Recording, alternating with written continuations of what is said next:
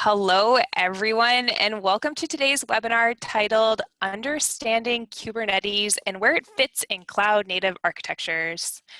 Our speaker today is Mike Stapleton, Senior Instructor at ExitCertified, a software architect and engineer. Before we get started with the webinar, let's talk about the functionalities. During the webinar, everyone's microphones will be muted. So if you have any questions, please don't hesitate to enter them in the Q&A box at the bottom of your screen. We'll have a dedicated question answer session at the end of the lecture. Today's webinar is being recorded, and we're going to send a copy to each of you by the end of the week. We'll also share a promo at the end of the webinar, so stick around to learn more about that. Without further ado, let's get started. Mike, you can take it away. Hey, welcome. Thank you, Michelle. Yeah, welcome to ExitCertified, everybody. My name's Mike Stapleton, and I'm here to bring you on a little bit of a journey through history, kind of what brought us to where we are so that we can understand some of the technologies we have available to us right now. As the title was saying, understanding Kubernetes and where it fits in cloud native is where we're going to end up. All right. So let's get the show on the road. I've got a lot to talk about, let's say. So I'm going to go a little fast and furious. Right? Everything I'm going to mention here, there's much more to be discussed. There's more digging into them, but I'm really just trying to give that feeling of deeper understanding, like why, right? What I've learned over the years is that, you know, if you just learn about something, what it does, you kind of walk away like, you know, oh, I can do this, I can do that, I can do that. But then you're like, well, why would I do it? You know, and why did they do it that way? So yeah, going through history, looking back at the problems that we've faced and how we've developed solutions, and then how those solutions have exposed other problems, is I find a really good way to understand it. Right? So in the end, what the heck is Kubernetes? Why do we have it? When would we want to use it? Does it solve all of our problems? No, but it solves a lot of them. It's actually pretty darn useful. Does it replace cloud? No, but it definitely is happy on the cloud. So with no further ado, let's get in there, right? So yeah, why, right? Why Kubernetes? It's very, very popular at the moment for reasons to come, right? We also need to know what it isn't, right? It's great understanding what something is, but it's not a magical tool that solves all of our problems, right? So what is it? What is it not? All those kinds of questions, right? First, what do we want, right? It's IT, right? We want fault-tolerant, scalable systems built to operate as cheaply as possible. It's the bottom line, right? How do we achieve those things? Well, this is where we have different tools and technologies available to us, right? Agility, right? Whatever we build, we want it to be agile. This is really important. Okay? Agility means different things to different people. We're not talking about agile development practices, but yeah, sort of. The bottom line is when we talk about agility, it's the ability to change, right? We need to be able to change things. Software has to be changeable. Business requirements change. The boss comes along and says, hey, you know, we need this new thing. How fast, you know, can you change your software to take advantage of business opportunities? New technologies come along. You've built something and then you find out there's a better way to do some part of it. You want to be able to change what you have to take advantage of those new technologies, right? And of course, there's the typical changes that we have to deal with, bug fixes, patches, application logic issues we have to deal with. How we build and design our systems, if we do them in ways that allow us to be agile, well, we'll have a better solution because we will be able to change things, and we need that, right? If your solution is not agile, then it becomes a problem, right? It's that thing that no one wants to touch because every time they touch it, it breaks, and that's just not good, right? Another thing, sometimes less obvious, is the development process. We need to be able to build this system, and you know, systems we're building nowadays are becoming more and more and more complex. That's the reality of evolution, right? Once upon a time, developers would just develop some little app that would run on a server, and if you wanted to support more customers, you'd run it on a bigger computer. Sun Microsystems way back when made a lot of money selling big honking computers. Not so much nowadays. These simple programs over time have more and more functionality. You need more and more people involved in developing it, or it just takes longer and longer to develop and support. Right? So we need to be able to break up our problem and have it worked on in parallel by multiple people. Right? So parallel development, scaling and everything.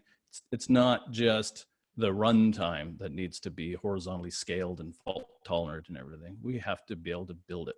Right? Yeah. Now, if you want to achieve agility, what you have to do is to allow change is you have to stop when you change something in one place, it can't force you to change things in other places. If you take a developer and you teach them, whatever language for dummies, and then give them some large complex project to work on, well, they'll work on it as best they can. They'll start hammering away and they'll be building it. It's kind of like if you had children and you gave them tools to build a tree fort. They could build something, right? Is it very maintainable? Is it airtight? Is it comfortable? Is it, and not so much, right? They just kind of hammered it together. You need structure, right? You need structure in whatever you're building to control change, to allow you to change things. Right? A lot of the things we talk about in development architecture are really about trying to limit change so that we can change things. Again, we change things because we need to add features, business requirements, we need to bug fixes. Right? We've all seen that code or heard of that code or worked with a program where you're wondering why they never fix it. Right? It's always had these problems. Everyone's stuck with it. Everyone complains. They never touch it. There's a good chance it's some kind of spaghetti code in there. No one's afraid to touch it because as soon as they do, they break something. So I just kind of borrowed this image here from bizrules.com, but this was from a site where they were trying to show for business people, you are all organized. So everything's kind of decoupled up in here, but then this is your compute systems. Everything's, So when we talk about spaghetti code, another way to think of spaghetti code is kind of like that box of cables you have. You try to grab the one cable and pull it out and everything comes with it. Well, yeah. So we have to decouple things. We got to make sure whatever we're doing is decoupled. We need that, right? Other things we require, fault tolerance, right? Things should just work. They should be up, they should be running. I just want to point out here that fault tolerance and HA are not exactly the same thing. In language, they overlap a bit in how we use it. But fault tolerance, things continue to operate in the event of failure. Right?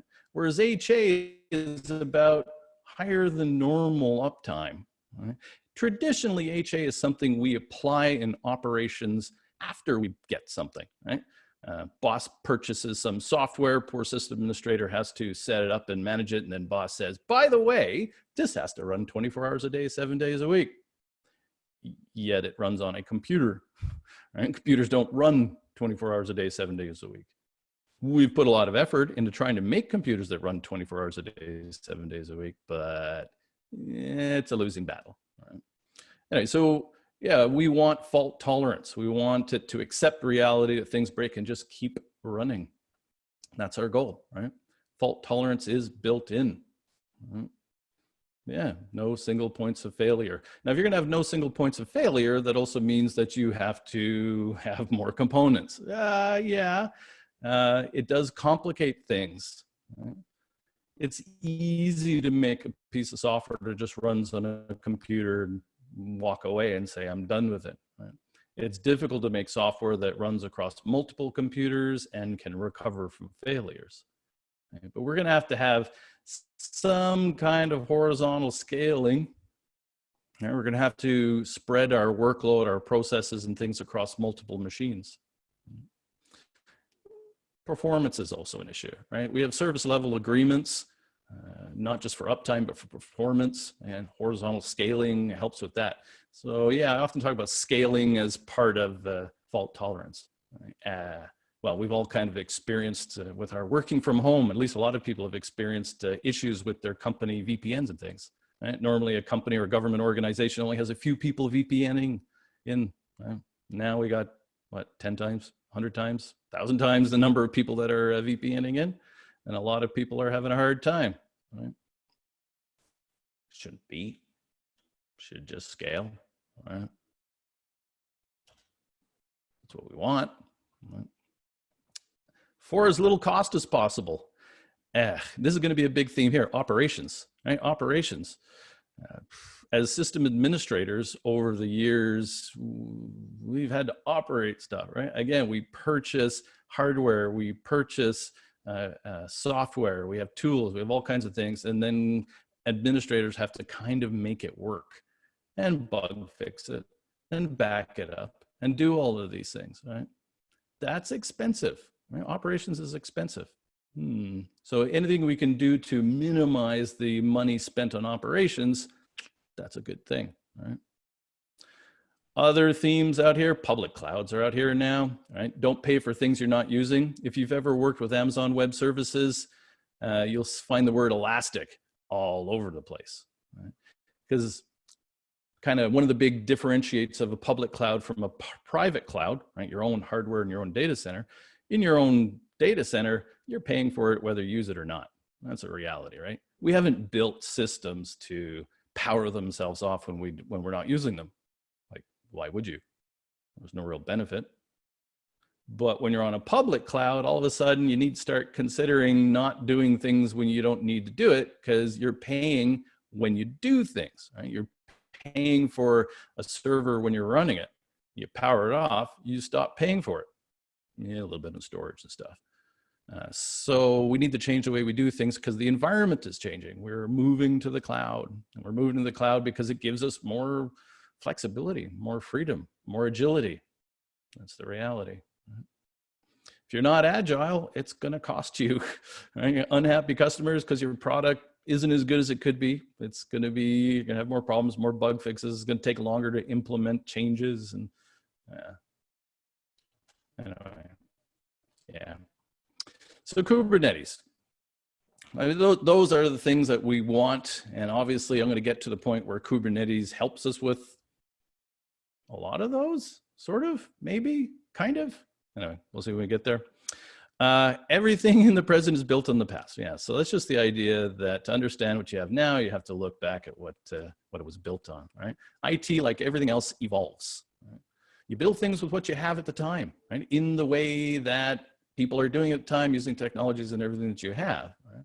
So you build something, and then you start to look at it and you go, well, we have these problems or these issues, and you start to come up with ideas of how you could fix those problems, right? So you come up with new technologies to address the problems that you have currently.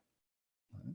And then the next time you build something, you will incorporate the new lessons learned, the new features, tools, things that you've developed.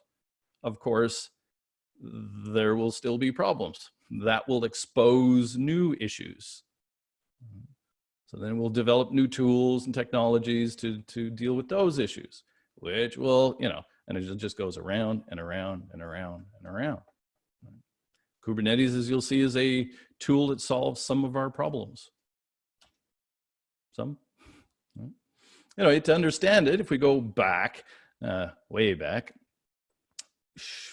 boy, I tell you, when I first started, we ran, like everything just ran on single servers. You'd run a program on a server, and so it was a server per program.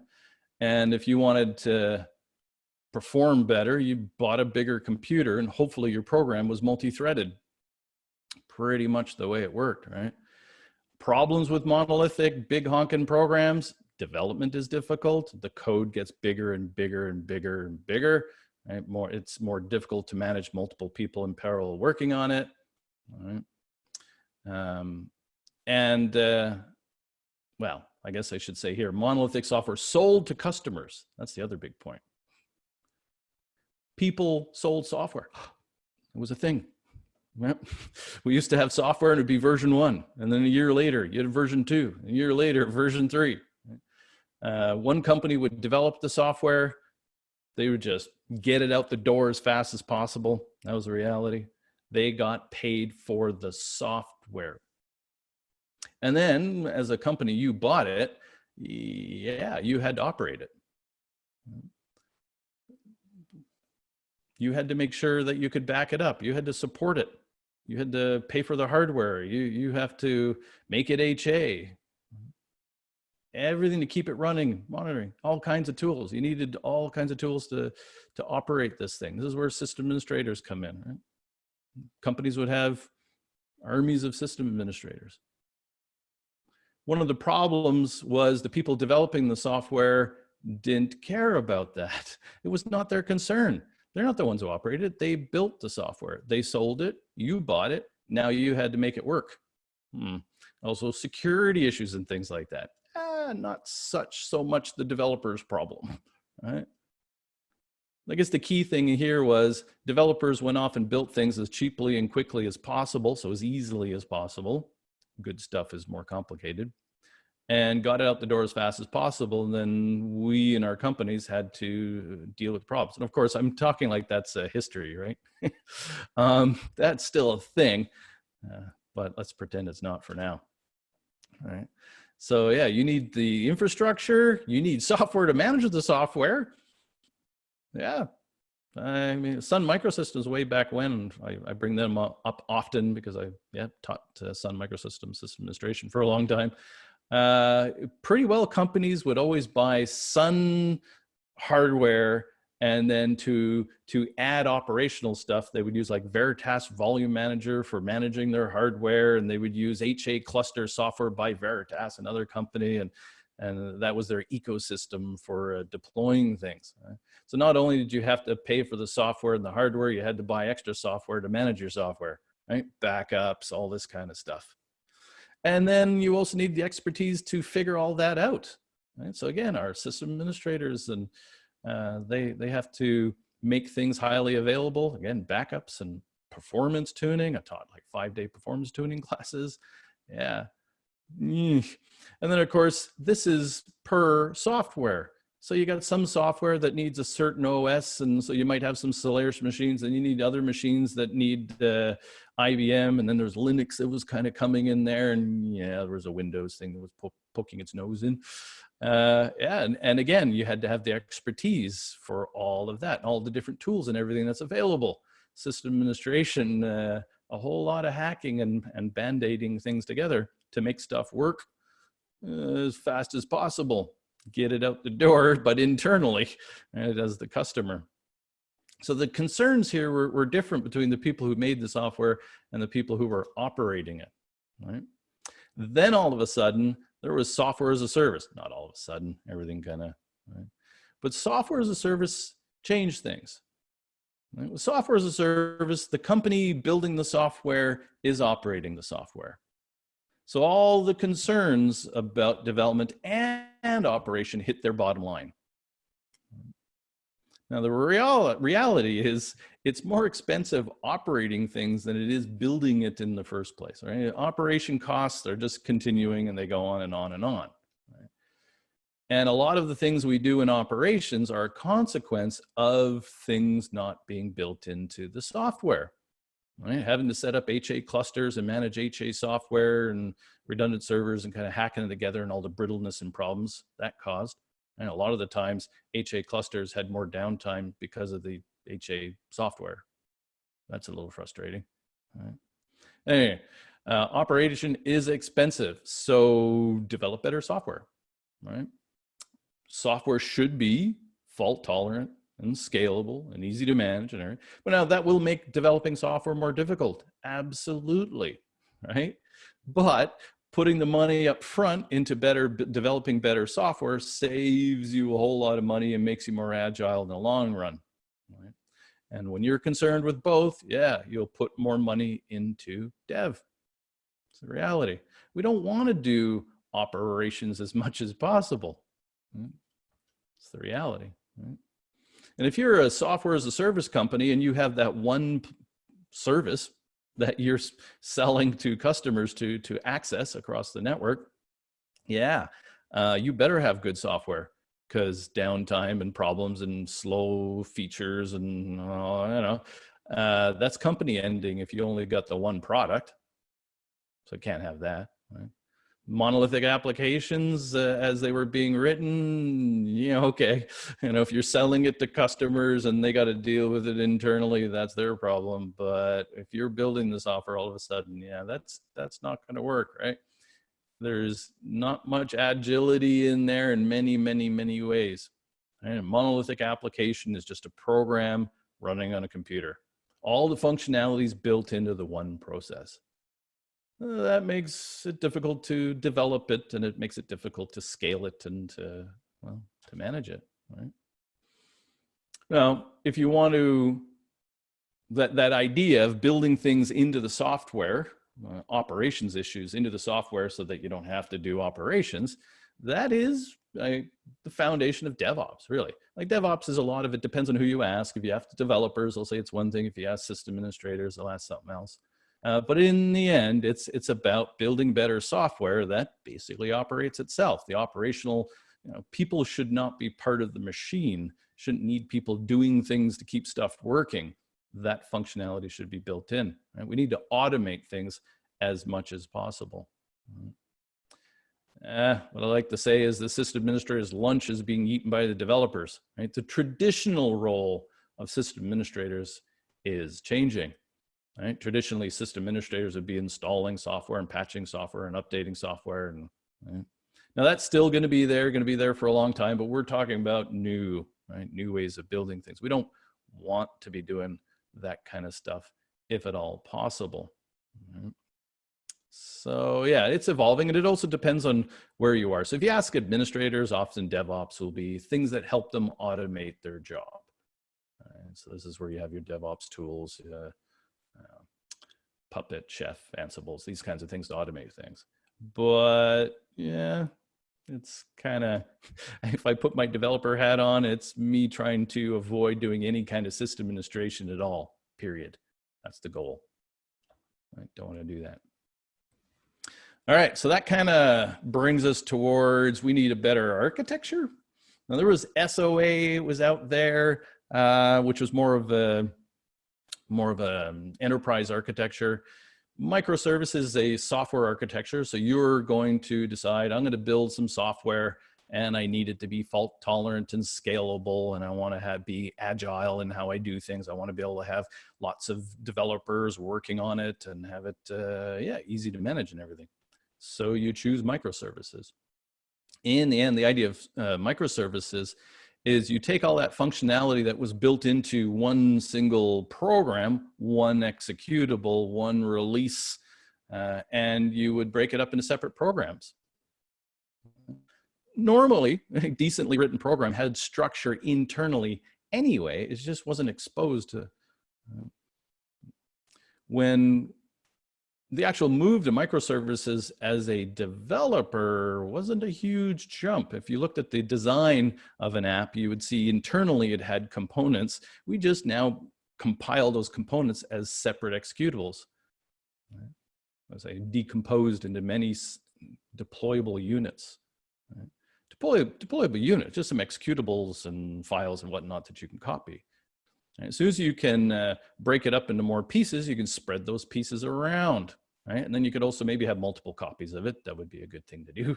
But you can spread it around. You can horizontally scale things. And it is much more agile because these separate executables now can have their own release cycles. Right? They're different programs. So different teams can be working on their own things, not stepping on each other, not having to coordinate with each other. They could even write things in different languages and whatnot. Polyglot, that's the good and the bad. In theory, your developers can choose whatever languages and everything they feel like, because they're separate programs. I say it's a bad thing because if you're the support people trying to handle all of these, or if you're a developer and you're moving around teams and they're using Go over here and they're doing all their stuff in JavaScript and they're doing it Python and that gets problematic. But definitely, right? They're different executables. Right? Lots of little programs that work together to fulfill the requirements that you need of your application. I say like a toolkit approach. This is kind of the Unix way of doing things originally. We don't write big honking programs that do everything. We make lots of little programs that people could use on the command line, and then we can stitch those programs together on the command line to do more functional things. Type, grep, blah, blah, blah, blah, something in Unix. Right? Well, microservice kind of generally the same idea. Yeah, don't build one big honking program, make a bunch of little programs, and then we can piece them together. Yeah, so there's separate components developed, managed, right? Separated by APIs, programming interfaces, so we can interact with them. We can build other microservices later on and interact with other previous ones that were built, right? And yeah, we got separate processes. They're all distributed. But it helps us design and be more agile, fault-tolerant, scalable programs, but it does definitely cause issues with networking. All of a sudden, things that may have been talking in nanoseconds to each other are talking milliseconds because they're on different machines talking across the network. And not just the latency, they got to be able to find each other, and they're talking across the network. So you need some kind of network protocol. You know, REST is pretty popular, protocol buffers. There's different technologies for communicating between the processes. But you have to handle all of that, right? And they have to be able to find each other. What IP address and port number? We can have many of them on many machines. And these individual programs need storage. We have more programs running on more machines. Yeah. How do I get the right storage to the right processes in the right place? Yeah, that complicates things. Everything just basically blowing up, right? All the operations issues we had before, we still have them. If you're just microservice architecture, you just have more of them now. More processes, more networking, more, and like I said, some more problems, service discovery and whatnot, right? Lots and lots and lots of operating systems because you have lots and lots of separate processes and things that you need to manage. And again, of course, all of the work on that and the different tools. And yeah, I did mention microservices. They can use different languages. Well, they can have different dependencies. And so developers working one microservice could decide to do it based on Ubuntu. Someone else could do it based on something else. Right? It yeah, gets a little painful when you're trying to do operations, right? All of these different OSs, and of course, the different OSs, different XPs, different tool sets. You can't use, maybe you can't use the same backup software because you got Windows machines and Unix machines and Linux machines and ugh. So yeah, it's a bit of the ugly. Right? Microservices doesn't magically make everything good, right? Also, we're scaling. We're horizontally scaling these. They can come and go typically. So again, how do they find each other? Right? And if I move something, if something's on one server and that server dies, I got to relaunch. How I got to reconnect the storage, and I have to load balance across them. And when things break, I got to stop sending traffic to them. Yeah, I just got lots more problems. It's easier to develop, but yeah, it's not helpful from a DevOps in that point of view, right? It's an architecture. We have to do more to make it easy to manage. Right? Now, there's technologies out there that will help us a lot, right? We're all familiar with containerization. You can see where I'm slowly going with this, right? Containerization definitely is helpful because it decouples our development environment from our operations or production environment. That's its really big useful thing, right? Yeah, we'll have to load balance across things. We're going to need something to monitor our processes running in places and launch more of them. Yeah, these are things Kubernetes will help us with as we get there. Containers. First off, containers are not VMs, sort of. It is starting to get a little blurry. If you've ever heard of kata containers.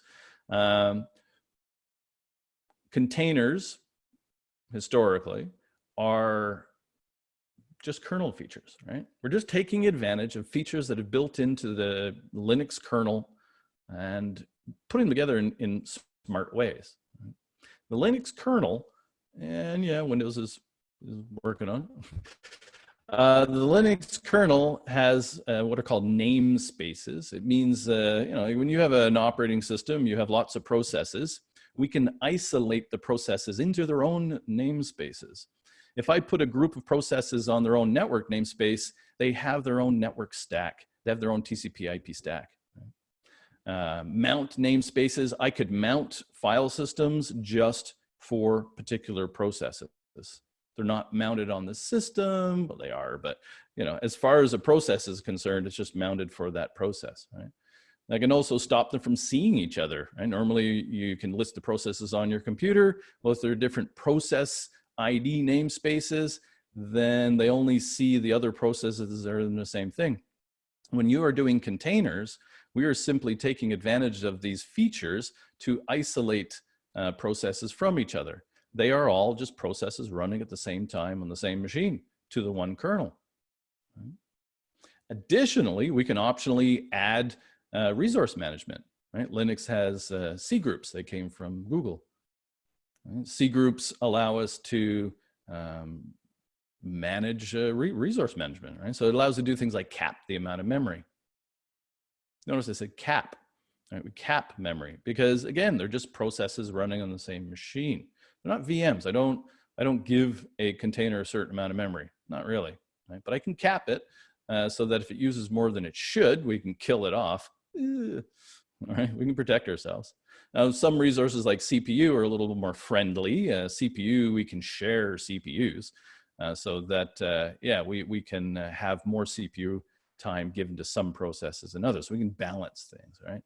And yeah, C groups supports other things like network IO and disk IO, and right. But when you're dealing with containers, we're just taking these kernel features and applying them to processes. Containers is almost, it's more about the tools that just build these spaces. At runtime, it's running on a kernel, right? So you often see pictures of containers running on a container runtime. The one thing a container runtime doesn't do is run your containers, which is a little, adds to confusion. It just configures it, really. That's what that's about. But it's still, you know, containerizing software allows you to isolate them from each other and the host you're running on. Right? Now, when you have containerized applications, they are isolated from the OS, from your operating system version. You need to have Linux, and let's be honest, 9 times out of 10 people are using Docker. That's what we're using for our containerization. If you have some machines with Docker on it and you launch a container on it, it runs, it gets downloaded, it runs, and when you stop it, it's gone. Right? That's a beautiful thing. It can be developed to be on Ubuntu, right? You have, again, this is related to microservice architectures. We're trying to control the explosion of OS instances. We don't have many operating systems that we need to manage. I want to have fewer servers with consistent operating system. And containerization helps it because the developers can develop using the tools and languages that they preferred and OS dependencies. So some developers could be developing their microservice using Ubuntu version something, and someone else could be choosing to do theirs with Red Hat. Someone else could be doing theirs, and they do what they want. Right? But at runtime, as long as we have some machines that have Docker on them, then we can run them all together on those machines. We get to have one consistent OS, one consistent tool chain everywhere.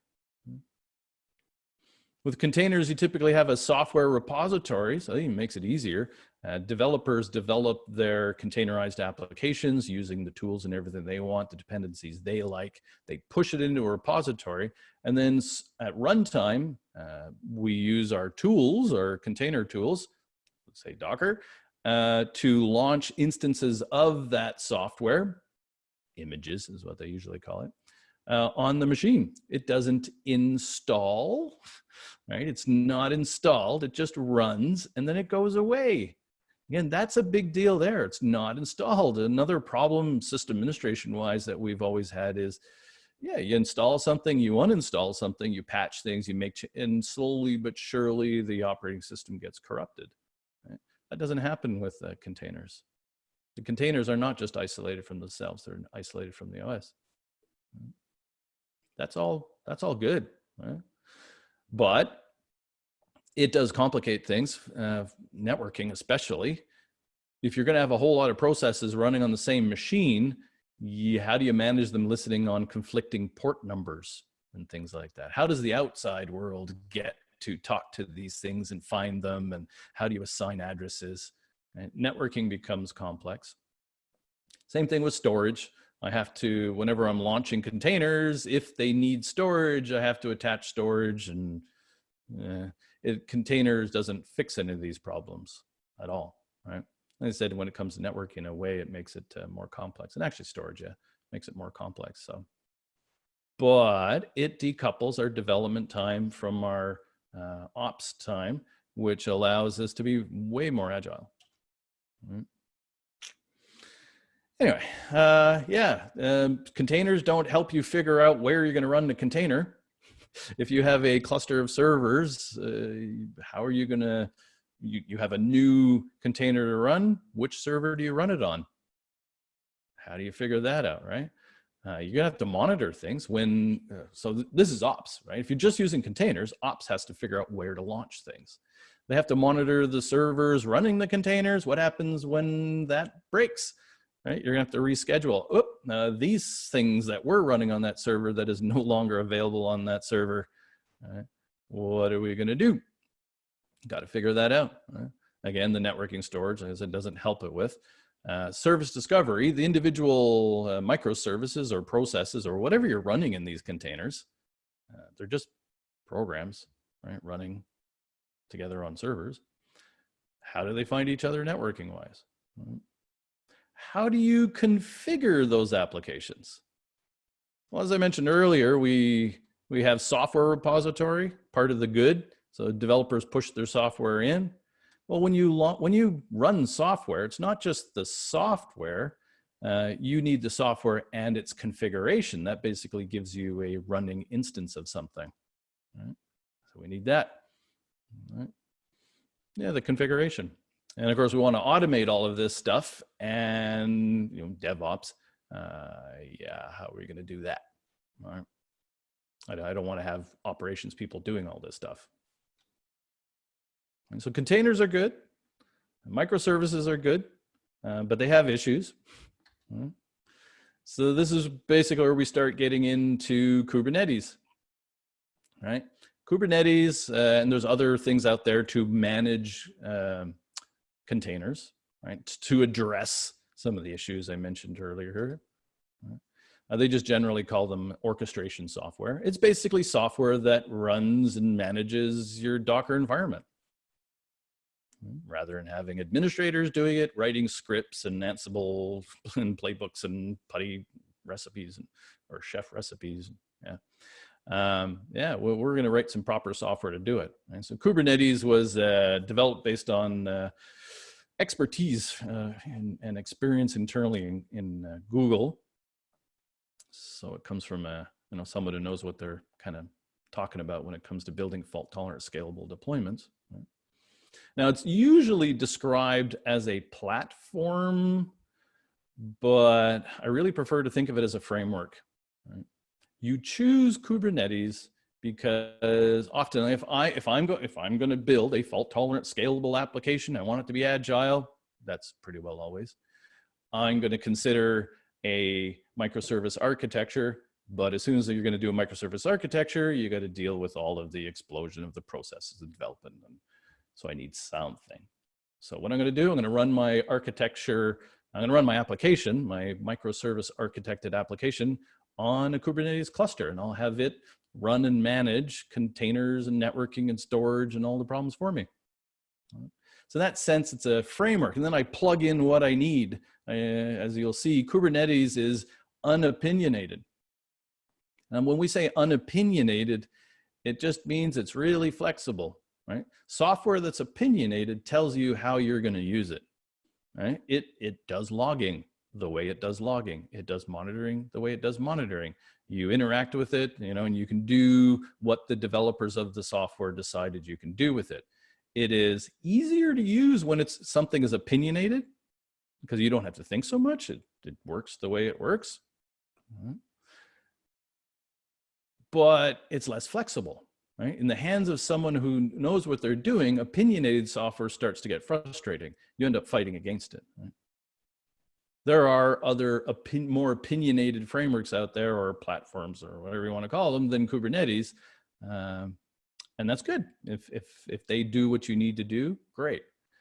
But if you want maximum control and you want to figure out how you're going to do everything because you want to differentiate and control everything and build the best thing you can and not have the framework get in the way, then yeah, Kubernetes is very attractive because it's unopinionated. It doesn't tell you how to do logging, right? It doesn't tell you how to do monitoring. In fact, these things aren't even built in. You need to add them, right? So you have to add centralized logging, centralized monitoring. You plug in all of the things you want. That's the superpower, I guess, of Kubernetes, right? But also that's its problem. When you're first trying to learn Kubernetes, it's very painful because yeah, it's like, oh, it's toolkit approach. It's a whole bunch of things and you build what you want out of it, right? It is API driven, right? So you can automate things, yay. And it's built to integrate with cloud providers. You can do things in Kubernetes, like if you launch a container and it needs storage, Kubernetes can go off and talk to your cloud provider and build some storage for you, right? If you're running this on Amazon Web Services, there's plugins for Kubernetes to integrate, and yeah, it can create EBS volumes. If you're using managed services, Kubernetes run by cloud providers, and that's usually done automatically. It's kind of nice. All right, a little bit about Kubernetes. So what does Kubernetes give us? All right. Well, the fundamental thing that Kubernetes has are pods. They call it a pod. A pod at runtime is one or more containers and configuration of those containers, right? So you say, hey, Kubernetes, I want to run some software. Because in the end, that's what it is. A pod is running some software. That software is an image that some developer has pushed into a repository, or administrator, or whoever you are. Right. At runtime, that pod is that software running. It can be multiple containers. It just adds flexibility. It doesn't have to be. There's good reasons for doing it. Excuse me. Get some water. Sorry. Yeah, one or more containers, configuration for everything, as I said, storage and networking. When you design a pod, you tell it, oh, I need some storage attached. And that storage, again, can be integrated with external API-driven storage systems like cloud providers, right? A pod has its own network namespace, that kernel feature. In other words, it has its own TCP/IP stack. That's the reality. A pod has its own dedicated IP address. And send traffic to that IP address, you're talking to the containers that are in it. Right. And it also supports resource management. So when you're creating a pod to run some software, and part of the configuration is, by the way, I want to limit it to a certain amount of memory. I'd like to throttle it to a certain amount of CPU. Could use shares or something. Also, a whole lot of other configuration. I'm not, tomorrow I'm starting a 4-day Kubernetes course for system administrators. So you can imagine we're not going to get into it too much here, but yeah, that's the kind of basic keys. Well, the pod is the fundamental unit that we have running something. Right. Now, as I mentioned earlier, running software isn't just about the software, it's the software and that software's configuration. So Kubernetes has secrets and config maps. These are separate objects you create. So you have your pod, and then you have secrets and config maps. Part of the configuration of the pod is saying, by the way, use these secrets and config maps. And a config map is just key value pairs. Secrets, same thing. At runtime, the data that you put in these are made available to the software running in the container, either as environmental variables or they're mounted as files and directories. Having the configuration separate from the containers allows you to have one image pushed in and then run many, many different copies of that software in the image configured in different ways.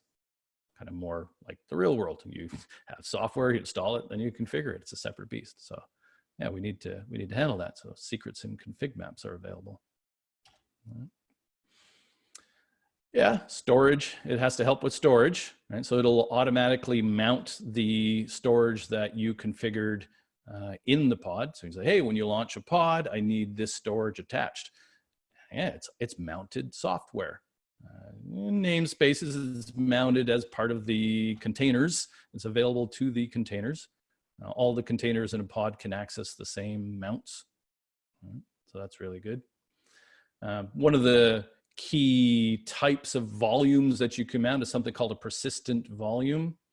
The kind of claim to fame for persistent volumes is that they can be dynamically generated through something called storage classes. A pod makes a request for persistent volume through something called a persistent volume claim. Hey, I need some storage.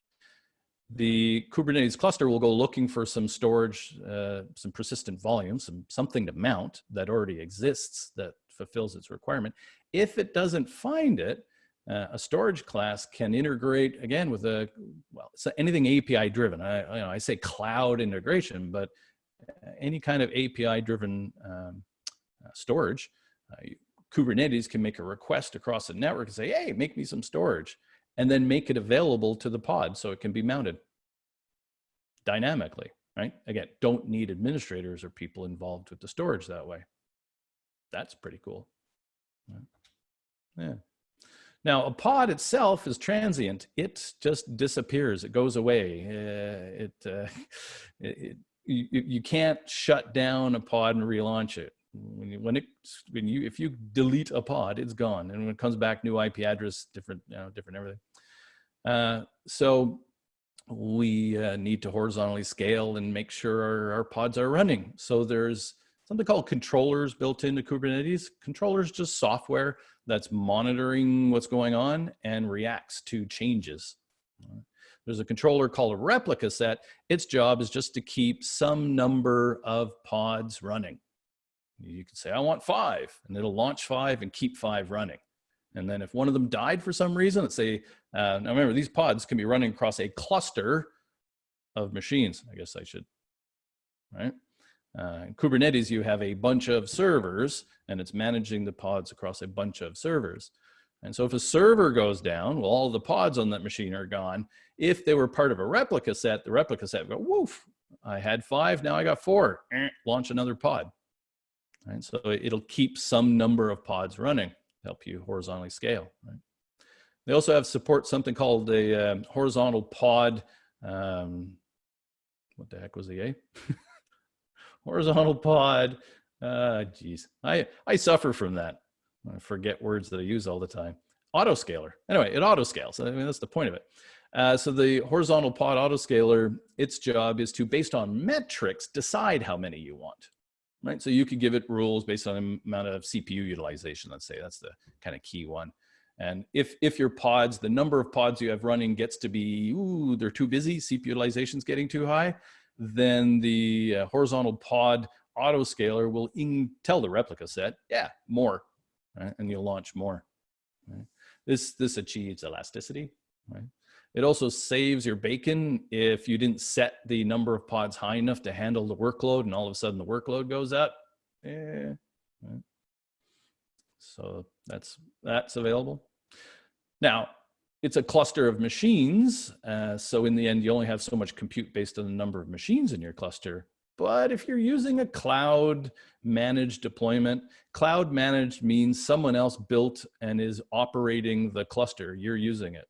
Right? For example, Amazon EKS, this is their Kubernetes service, GKE, Google, DigitalOcean, Amazon, they all have managed clusters. You can just go to those cloud providers, say, yeah, build me a Kubernetes cluster. They all have auto scaling if you want to enable it. And this is auto scaling of the cluster itself. So if the actual computers running all your pods and everything start to get busy, they can dynamically launch more servers. And some of them support doing it elastically. In other words, if you have more than you need, they can actually kill some off. But that's a little more painful because you have to kill off pods to get rid of a server. But it's definitely a thing that can be done and supported. And if you're on the cloud, you don't want to be running things you don't need. So elasticity on the cloud is really important. Software lifecycle, your versioning of your software. Great, you launch your pods, but you're going to have to update the software at some point, right? So what's going to happen is developers are going to make new images and push them into that software repository. You're going to have to kill off pods and launch pods. You do not log into a pod and patch it. Now, you could, right? We can do almost anything we want. In the end, these are just processes running on a computer with resource management tied around them, but shouldn't. Right? Yeah, we have something called deployments in Kubernetes. Deployments create and manage replica sets. A replica set, it launches those pods. It has a fixed configuration. You told it to launch pods in a certain way. All those pods are identical, configured exactly the same way. With a deployment, you can change the configuration of the deployment, and what it will do is it'll launch a new replica set, right, with new pods configured differently, and say new images. That allows you to upgrade. Now, when you do that, it supports doing rolling upgrades and hard cutovers. Right? So you make a change to your deployment, it creates a new replica set. You have the old replica set and the new one. It slowly starts scaling up the new one as it scales down the old one. And so you'll have a mixture of the new and old versions of your pods running at the same time. That's kind of the issue. You got to make sure your software can handle that. And whatever changes you made are compatible. If they're not, you can do a hard cutover. And when you make changes to your deployment, it'll first scale the first replica set down to 0, so you have no pods running your software. And then as soon as that succeeds, then it just instantly scales up the other replica set. So now, bang, you got a whole bunch of pods that start running your new version. And of course, in the real world, it's great to be able to do upgrades and stuff, but sometimes we regret that and we have to go backwards. So yeah, we got a history. You can scale backwards. Yeah, Kubernetes also helps with service discovery and load balancing. We have things called Kubernetes services. They give you a fixed IP address and DNS entries. They give you at least a DNS entry. Technically, the fixed IP address is optional, but by default, you get an IP address and load balancing. Right? Now, it's not like it's just a kernel again. Right? When you're creating services, the DNS part, there's some DNS servers running in containers on the cluster, yeah. But the whole networking thing and load balancing and how all that works, it's just the kernel being configured to do that. So it's kind of a software load balancer, but built into the Linux kernel. Now these services by default are only accessible, and your pods are only accessible inside the cluster. So if you do want to make things available, you can with services. Services can be exposed outside of the cluster. And that can even be integrated with like external load balancers. So in a cloud environment, it's pretty common that there will be an external load balancer to your Kubernetes cluster that the world is talking to, and then those load balancers talk to your cluster that talks to your software internally. It can be all automated. I make a service of type load balancer. Next thing you know, it calls the APIs of my vendor and produces an external load balancer. Yeah, networking can get fun for sure. It also has support for stateful applications. Kubernetes is kind of like easily supports stateless applications. In other words, instances of your program don't have persistent storage. Storage is somewhere else off of those pods. Right? But we can run stateful applications. A good example here is like a non-relational database, something that's horizontally scaled. So you have a bunch of separate instances of something running, but each instance of that, in our case, container, each container needs its own storage. So it stores its own data separately from the other ones. Stateful sets in Kubernetes allows you to do that.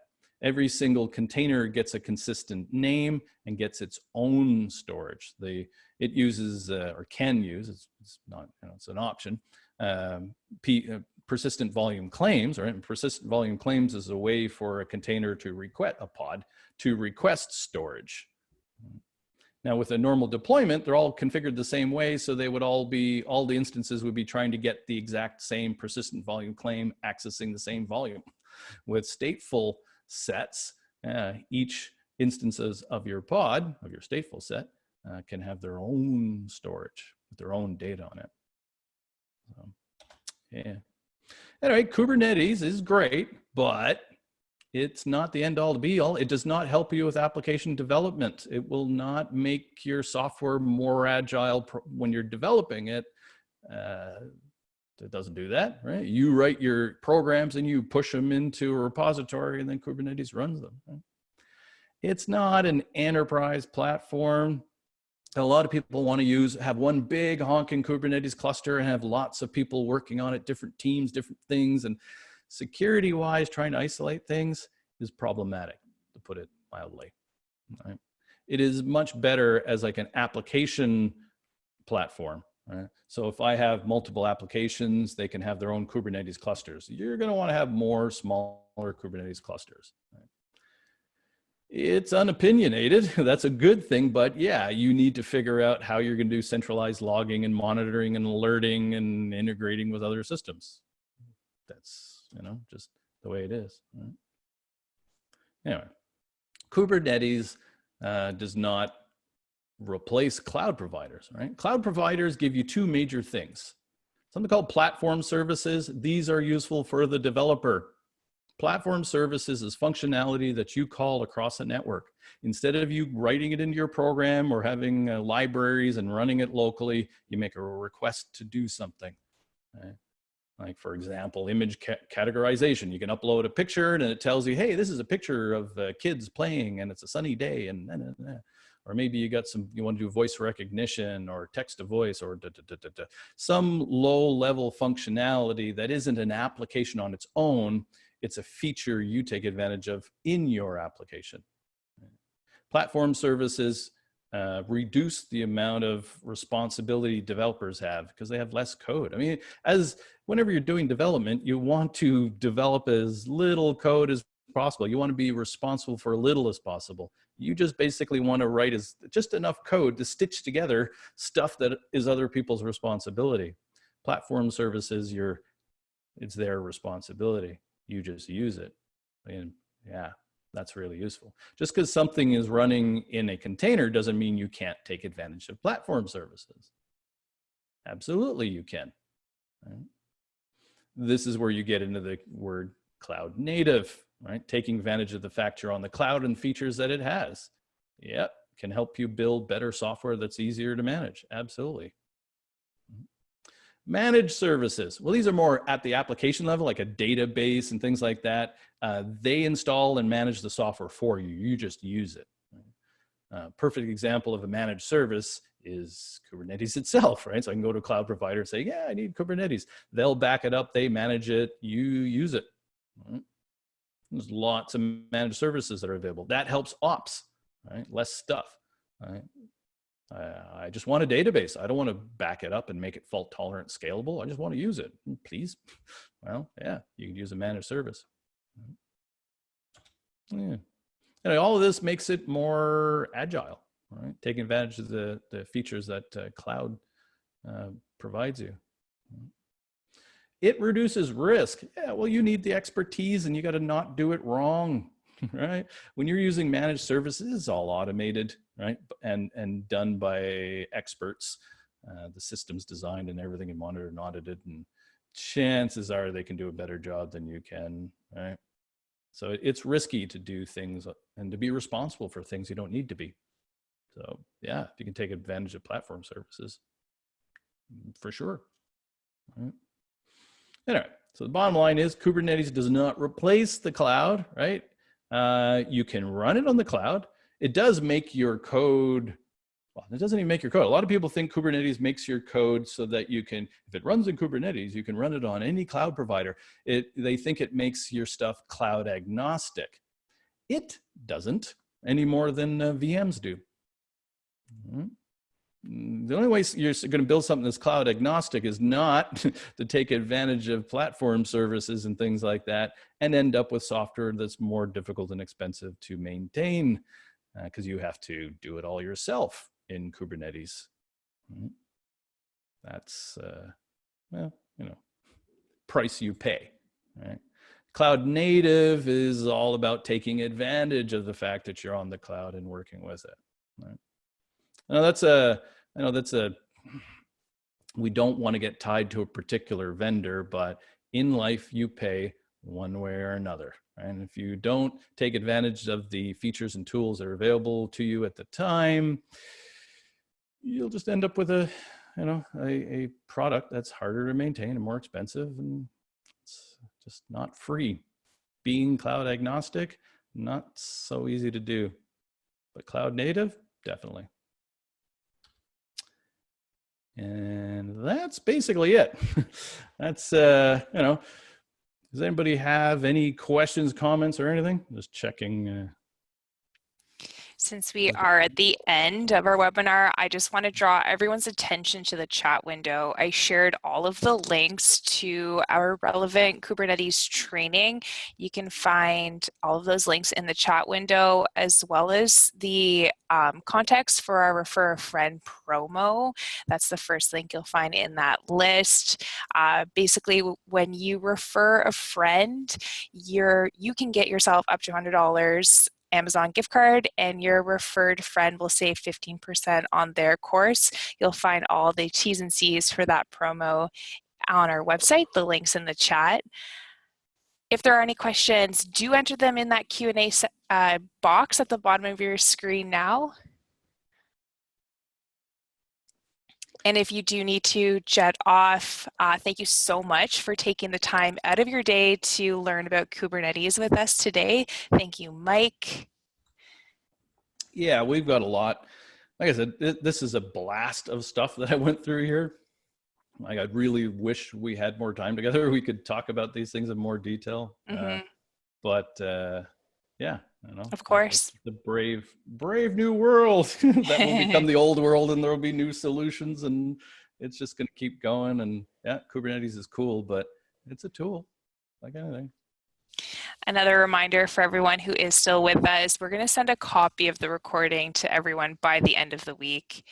It looks like we're just getting a ton of thanks. So yeah, Mike, thank you.